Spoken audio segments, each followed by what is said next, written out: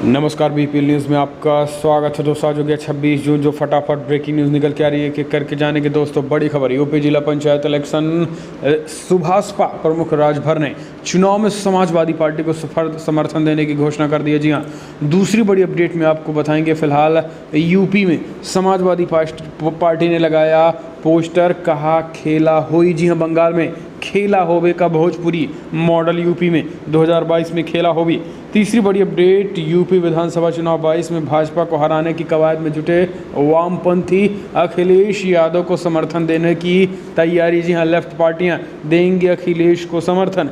चौथी अपडेट में बताएंगे, एक बार फिर से इलाहाबाद में गंगा का जलस्तर बढ़ने से नदी किनारे दफन 100 ऊपर बहकर आने लगे। सरकार और सिस्टम की खुली पोल। तो दूसरे की करके खबरें जानेंगे, जहाँ पर अयोध्या एयरपोर्ट की जमीन अधिग्रहण मामले में हाईकोर्ट सख्त, डीएम समेत कई अफसर तलब किए गए हैं। और इस बीच अयोध्या के मसले पर प्रधानमंत्री नरेंद्र मोदी की आज होने वाली है बैठक। तो सब कुछ खबरें जाने के, लेकिन उससे पहले अगर आपने चैनल को अभी तक सब्सक्राइब नहीं किया तो प्लीज़ सब्सक्राइब के लाल बटन दबाकर चैनल को सब्सक्राइब करें। दरअसल पहली बड़ी अपडेट निकल के आ रही है दोस्तों, आपको बता दें। फिलहाल यूपी जिला पंचायत चुनाव में सुभाषपा प्रमुख राजभर ने चुनाव में समाजवादी पार्टी को समर्थन देने की घोषणा कर दिया है। दरअसल बलिया से बड़ी खबर, जहां पर यूपी में बीजेपी की पूर्व सहयोगी सुहलदेव भारतीय समाज पार्टी सुभाषपा के राष्ट्रीय अध्यक्ष पूर्व मंत्री ओम प्रकाश राजभर ने यूपी में होने जा रहे जिला पंचायत अध्यक्ष पद के चुनाव में समाजवादी पार्टी के उम्मीदवारों को समर्थन देने की घोषणा की है। आपको बता दें कि यूपी के सभी जिलों में जिला पंचायत अध्यक्ष चुनाव के लिए 26 जून को नामांकन और 3 जुलाई को मतदान सुनिश्चित किया गया है। सुभाषपा अध्यक्ष व पूर्व मंत्री राजभर ने आरोप लगाया है कि योगी सरकार अपने नाकामियों से ध्यान हटाने के लिए धर्मांतरण मामले को हवा दे रही है। पूर्व मंत्री राजभर ने शुक्रवार को कहा है कि प्रदेश में जिला पंचायत अध्यक्ष के चुनाव में सपा के उम्मीदवारों को समर्थन देने की घोषणा की गई है। और उन्होंने कहा है कि उनके दल के विजयी जिला पंचायत सदस्य चुनाव में सपा उम्मीदवारों का सहयोग करेगी। इस बीच एक सवाल के जवाब में अपने इस निर्णय को उचित करार देते हुए राजभर ने कहा है कि वो भाजपा को रोकने के लिए कुछ भी कर सकते हैं। उन्होंने सपा को समर्थन देने को लेकर पूछे जाने पर कहा है कि सपा ही बीजेपी को जवाब देने में सक्षम है। और पूछे जाने पर कहा है कि क्या यूपी विधानसभा के आगामी चुनाव में भी वो सपा का समर्थन करेंगे। इस तरीके की बातें। अगली अपडेट, बाराबंकी में यूपी ने दवायर, इसके साथ ही पत्रकारों के खिलाफ 14 महीने में चौथी एफआईआर दर्ज कर ली है। जी हाँ, दरअसल यूपी में पुलिस ने बाराबंकी में एक मस्जिद के अवैध तरीके से ध्वस्त करने की रिपोर्टिंग को लेकर गुरुवार रात को दवायर और इसके 2 पत्रकारों के खिलाफ एफआईआर दर्ज कर ली है। ये मस्जिद कथित तौर पर स्थानीय प्रशासन द्वारा 17 मई को 2021 को ध्वस्त किया गया था। तो ये दवायर के खिलाफ फिर से 14 महीने में 4 बार योगी सरकार ने एफआईआर पत्रकारों पर दर्ज करवाई है। अगली अपडेट लेते हैं। तो दोस्तों फिलहाल यूपी विधानसभा चुनाव 22 में भाजपा को हराने की कवायद में जुटे वामपंथी अखिलेश यादव को समर्थन देने की तैयारी।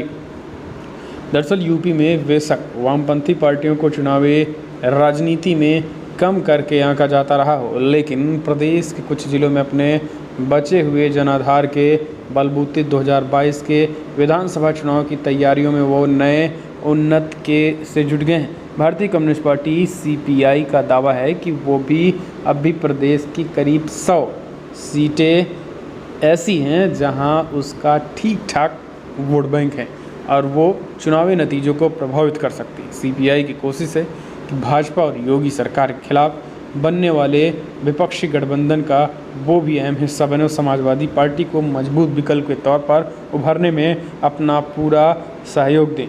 सीपीआई के राष्ट्रीय सचिव और किसानों के आंदोलन से अहम भूमिका निभाने वाले नेता अतुल कुमार अंजान कहते हैं कि वामपंथी पार्टियां सांप्रदायिकता के खिलाफ लड़ाई में हमेशा से सपा के मुखिया मुलायम सिंह यादव के साथ रही हुई हैं। अगली अपडेट लेते हैं। तो दोस्तों यूपी इलाहाबाद में गंगा का जलस्तर बढ़ने से नदी किनारे दफन 100 ऊपर बहकर आ गए हैं। दरअसल मानसून की दस्तक देने के साथ ही यूपी के इलाहाबाद में गंगा नदी का जलस्तर बढ़ने से नदी के किनारे रेत में दफनाए गए 100 पानी में तैरने लगे हैं। एनडीटीवी की रिपोर्ट के मुताबिक स्थानीय पत्रकारों के द्वारा 23 और 24 जून को इलाहाबाद के विभिन्न घाटों पर मोबाइल से बनाए गए वीडियोज़ और खींची गई तस्वीरों में नगर निगम की टीम को इन 100 को बाहर निकालते हुए देखा जा सकता है। इनमें से एक अधिकारी ने स्वीकार किया है कि बीते 24 घंटों में 40 दाह संस्कार किए गए हैं और वह इस तथ्य की ओर संकेत करते हैं कि इनमें से कुछ 100 कोरोना मरीजों के ही हैं।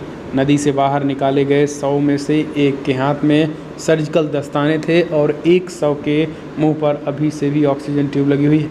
तो ये हालत है। अगली अपडेट लेते हैं दोस्तों। बड़ी खबर, अयोध्या के नए मास्टर प्लान पर पीएम मोदी की वर्चुअल समीक्षा बैठक, शामिल होंगे योगी आदित्यनाथ।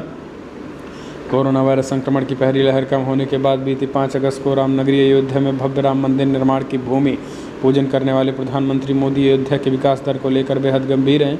अयोध्या के विकास कार्यों पर बराबर नज़र रखने वाले पीएम मोदी शनिवार को यहां चल रहे विकास कार्य को लेकर बेहद गंभीर हैं। इस बीच आज विकास कार्य की समीक्षा भी करेंगे। वर्चुअल होने वाली इस समीक्षा बैठक में लखनऊ से सीएम योगी आदित्यनाथ भी शामिल होंगे और इस बैठक में प्रधानमंत्री एक एक योजना की प्रोग्रेस रिपोर्ट जानेंगे। रामनगरी अयोध्या के समग्र विकास को लेकर तैयार किए गए विजन डॉक्यूमेंट पर अब प्रधानमंत्री मोदी अपना दृष्टिकोण प्रस्तुत करेंगे। शनिवार को रामनगरी के विकास को लेकर तैयार योजनाओं का पीएम मोदी के समक्ष वर्चुअल प्रस्तुतिकरण प्रस्तावित है। अगली खबर लेते हैं। यूपी में अयोध्या एयरपोर्ट की जमीन अधिग्रहण मामले में हाई कोर्ट सख्त, डीएम समेत कई अफसर तलब। दरअसल राम मंदिर अयोध्या में निर्माणाधीन मर्यादा पुरुषोत्तम श्री राम एयरपोर्ट को लेकर हाई कोर्ट की लखनऊ बेंच ने अयोध्या के डीएम समेत कई अफसरों को तलब कर दिया है। शुक्रवार को अयोध्या के 107 किसानों की याचिका पर सुनवाई करते हुए कोर्ट ने प्रशासन को निर्देश देते हुए कहा है कि जमीन अधिग्रहण की गाइडलाइन स्पष्ट करें। कोर्ट ने अयोध्या के डीएम, एसडीएम सदर और तहसीलदार सदर को अगली सुनवाई में तलब किया है। इस मामले में अगली सुनवाई 29 जून को वीडियो कॉन्फ्रेंसिंग के जरिए होगी। बताते चले कि मर्यादा पुरुषोत्तम भगवान श्री राम एयरपोर्ट मुख्यमंत्री योगी आदित्यनाथ का ड्रीम प्रोजेक्ट है। अगली अपडेट लेते हैं। यूपी सीएम योगी ने डेल्टा को बताया ज़्यादा खतरनाक, टीम 9 को जारी किए दिशा निर्देश। देश में कोरोना की दूसरी लहर अभी काबू में आ गई है, लेकिन अब डेल्टा प्लस वेरिएंट सभी की चिंता बढ़ा रहा है। अभी तक देश में इस वेरिएंट के 40 मामले आए हैं। कहा जा रहा है कि ये ज़्यादा संक्रामक और ख़तरनाक साबित हो सकता है। ऐसे में इस बार समय रहते सभी राज्य अपने स्तर पर तैयारी कर रहे हैं। इसी कड़ी में यूपी में भी डेल्टा प्लस से निपटने की तैयारी की जा रही है। सीएम योगी आदित्यनाथ ने टीम 9 को कई जरूरी दिशा निर्देश जारी किए हैं। उन्होंने कहा है कि देश के कई राज्यों में कोरोना वायरस का नया वेरिएंट डेल्टा प्लस सक्रिय हो गया है। यूपी को विशेष सतर्कता बरतनी होगी और इसको लेकर अब तेज़ी के साथ राज्य स्तरीय स्वास्थ्य विशेषज्ञ परामर्श समिति भी तेज़ी के साथ जारी चल रही है। अगली अपडेट लेते हैं। तो दोस्तों फिलहाल यूपी में धर्मांतरण पर समाजवादी पार्टी के सांसद का बड़ा बयान, बोले चुनाव करीब आते ही बीजेपी शुरू कर देती है नफरत की राजनीति। यूपी के संभल से समाजवादी पार्टी के सांसद शफीकुर रहमान बर्क ने धर्मांतरण मसले पर विवादित बयान दिया है। सपा सांसद शफीकुर रहमान बर्क ने बीजेपी पर बड़ा हमला बोलते हुए कहा है कि भाजपा नफरत की राजनीति कर रही है और इससे भाजपा को ही नुकसान होगा। भाजपा ने नफरत की पॉलिसी पैदा की है, हिंदू मुस्लिम को लड़ाने की बात पैदा की है। उन्होंने कहा है कि आज भी वो बात सामने आ गई है। वोट ज़्यादा पाने के लिए भाजपा ये काम करती है, दूसरी पार्टी छोड़कर लोग सपा में शामिल हो रहे हैं। जमात का नाम जोड़ना इलीगल है, ऐसा नहीं करना चाहिए, इससे मुल्क के हालात ख़राब होंगे। उधर जनसंख्या नियंत्रण कानून पर सपा सांसद ने कहा कि ये कुदरत का मामला है, अल्लाह ताला ने सबको पैदा किया है और उनकी ज़िंदगी और मौत उनके हाथों में है, किसी को दखल देने का कोई हक नहीं है। ये बड़ी खबर है। अगली अपडेट लेते हैं दोस्तों। आपको बता दें यूपी कानपुर में अब यूपी में भी होई खेला, पोस्टर लगने लगे, खेला होई। टीएमसी सांसद बोले सपा ने अपनाया बंगाल मॉडल, मौका मिला तो पूरी तरीके से बाहर कर देंगे भाजपाइयों को। यूपी में अगले साल होने वाले विधानसभा चुनाव को लेकर सियासत अभी से गर्म आने लगी है। कानपुर में समाजवादी पार्टी की ओर से अब यूपी में खेला होई का पोस्टर लगने के बाद वाराणसी में भी सपा के पूर्व विधायक ने अपने घर की दीवार पर भोजपुरी में स्लोगन लिखवाया है। वहीं तृणमूल कांग्रेस के सांसद ने कहा है कि सपा ने बंगाल मॉडल को अपनाया है, मौका मिला तो बड़े खेल में भाग लेंगे। जानकारी के मुताबिक हाल ही में पश्चिम बंगाल में हुए चुनाव में चर्चित स्लोगन खेला होवे का भोजपुरिया संस्करण यूपी में देखने को मिला है। कानपुर में अब यूपी में खेला होई का पोस्टर समाजवादी पार्टी की ओर से लगाया जाने लगा है। और यही कारण है कि अब इस पर बड़ा हमला बोला जा रहा है। तो एक तरीके से यूपी में 2022 कौन बनेगा मुख्यमंत्री, कमेंट के माध्यम से अब अपने सुझाव देना ना भूलें। इस वीडियो में इतना ही। जय हिंद, जय भारत।